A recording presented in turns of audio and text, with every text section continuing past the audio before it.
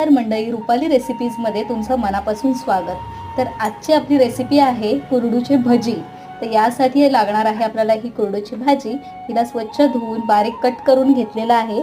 इथे बारीक कट करून घेतलेला आहे. त्यामध्ये 2 लसूण आहे, या ठेचून व्यवस्थित त्यामध्ये टाकलेले आहेत.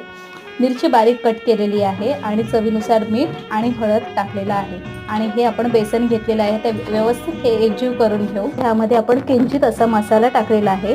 आता हे मस्तपैकी मळून घेऊ पीठ. तुम्ही बघू शकता हे कशा पद्धतीने पीठ झाले ते. थोडंसं ह्याच्यामध्ये जरासा ओलावा येण्यासाठी मी पाणी टाकलेलं आहे, पण पाणी न टाकता देखील हे छान अगदी पीठ ह्याचं होतं. पीठ तयार आहे, ह्याची आपण भजी करून घेऊ. आपले गरमागरम कोरडूचे भजी हे तयार आहे. कोरडू म्हणजे रानभाजी तुम्हाला माहितीच असेल, तर ह्याचे भजी तुम्ही नक्की ट्राय करून बघा आणि आम्हाला सबस्क्राईब व या व्हिडिओला लाईक देखील करा. धन्यवाद.